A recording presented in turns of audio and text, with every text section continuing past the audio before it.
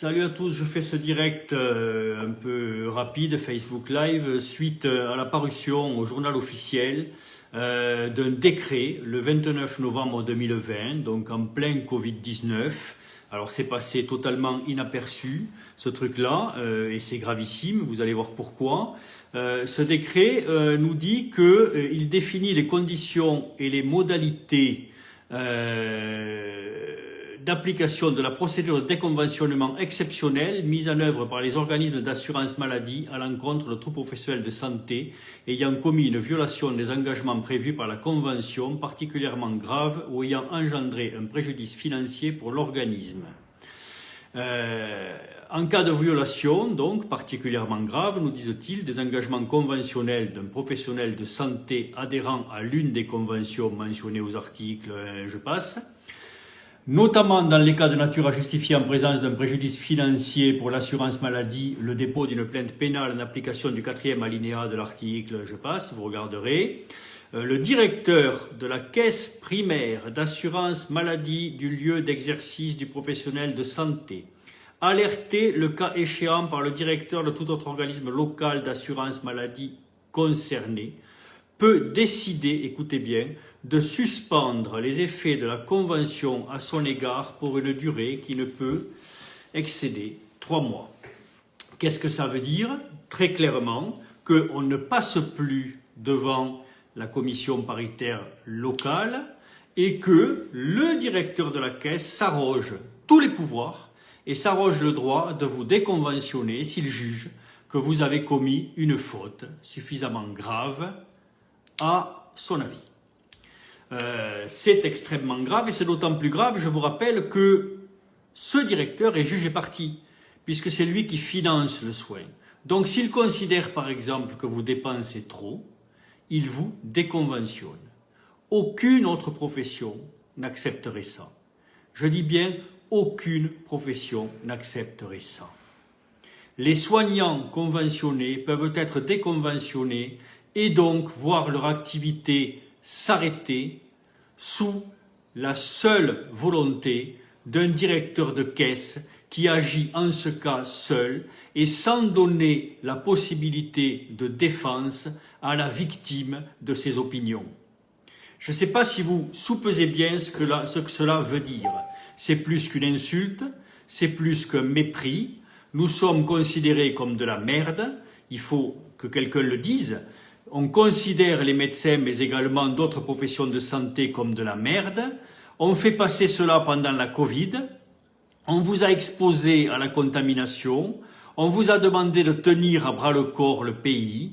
Et pour vous remercier, on met en place, on fait passer en catimini un décret qui vous retire vos droits à la défense les plus élémentaires. Aucune autre profession, je le redis, n'accepterait cela. Ça, c'est l'aboutissement de tout ce qu'on a accepté depuis des années et des années et des années.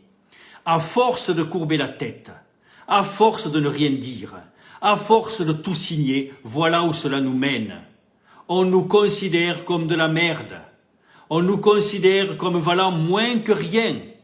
On nous considère comme des professions dont on peut arrêter l'exercice sur la seule volonté d'un administratif qui a un conflit d'intérêts plus long que mon bras. Parce que c'est lui qui finance encore une fois le soin. Et c'est en ce sens que s'il considère que vous dépensez trop, il vous arrête. Pendant, on vous dit, jusqu'à 3 mois. C'est-à-dire, on vous fout en l'air. Combien on va avoir de médecins qui vont se suicider? Combien de drames? Ces gens-là s'en foutent.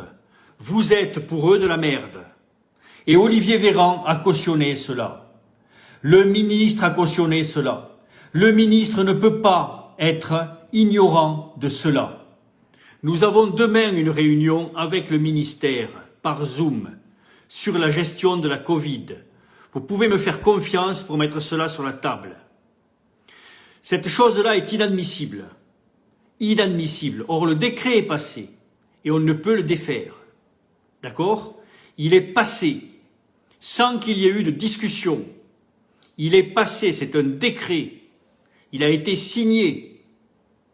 Dorénavant, vous tous, vous êtes sous la coupe et sous le droit à vous arrêter et à foutre votre activité en l'air, sous le droit unique de la volonté d'un administratif qui est le directeur de la caisse.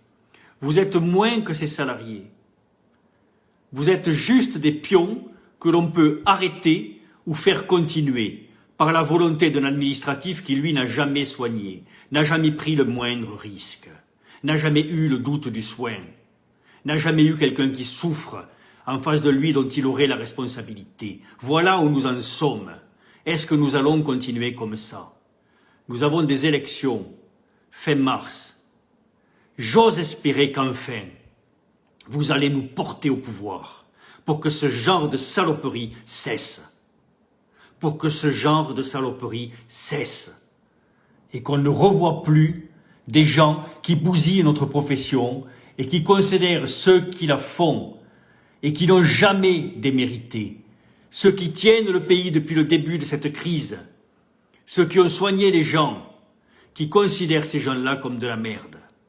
Ça suffit. Ça, c'est le coup de trop. C'est le coup de trop.